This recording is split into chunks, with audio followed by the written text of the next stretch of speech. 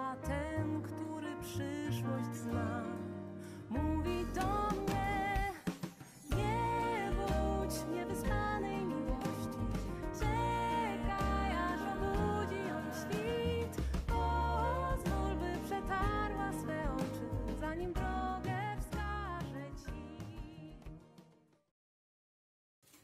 Chciałam wam opowiedzieć taką historię pewnego singla. Ma na imię Waldemar i niestety był takim wysuszonym mężczyzną.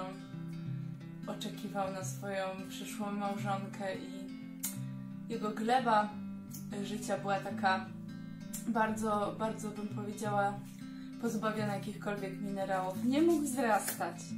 Był taki jakiś dosyć przygnębiony i smutny ze względu na to, że tak oczekiwał ciągle, że kogoś znajdzie, a cały czas nie miał i tak usychał z tęsknoty po prostu.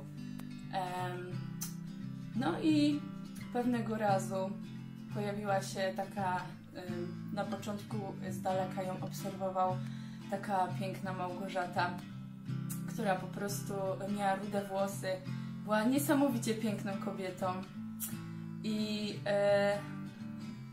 miała do czynienia po prostu z mężczyznami wcześniej i bardzo mocno się szanowała, po prostu nie chciała nic przyspieszać, nie chciała być osobą, która coś aranżuje, więc po prostu czekała bardzo cierpliwie. I w pewnym momencie jakoś tak się stało, że kiedy gdzie była Małgorzata, tam był Waldemar, pojawili się w jednym pomieszczeniu. Później coraz bliżej siebie siadali, coraz więcej rozmawiali i w pewnym momencie nawet nie spodziali się i stali koło siebie i mieli bardzo wiele ze sobą wspólnego.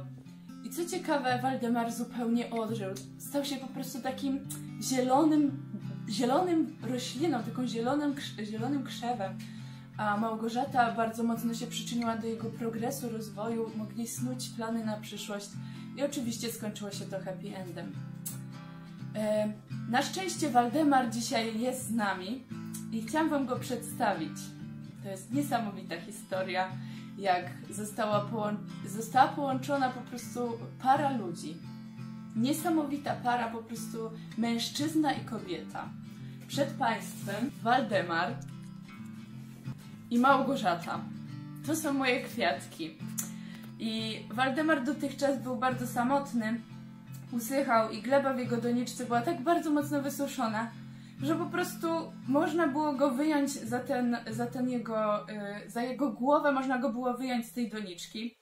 Ale kiedy przyszła Małgorzata do jego życia, to stał się zupełnie inny, taki zielony się zrobił i kiedy Małgorzata była podlewana, to on też był podlewany i dzięki temu bardzo mocno odżył i stał się taki bardzo silny, bardzo taki silny w swoich kaktusowych igiełkach i po prostu taki męski się zrobił, a Małgorzata w ten sposób zakwitła i jej piękne rude włosy po prostu, nie wiem czy widać, one po prostu promienieją w blasku słońca i tak razem oni po prostu dużo lepiej wyglądają niż kiedy sam Waldemar sobie rósł po prostu w tym jednym pomieszczeniu.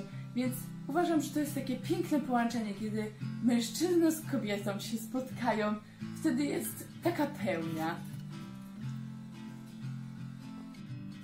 Tak naprawdę to jest pewnego rodzaju bajka i metafora. I nie do końca się z tym zgadzam, że kiedy człowiek jest sam, to powinien szukać drugiej połówki. Uważam, że człowiek, kiedy jest sam, powinien dbać o to, żeby stać się nie połówką, ale żeby być pełnią. I kiedy spotka drugą osobę, to będzie mógł stworzyć pewnego rodzaju takie...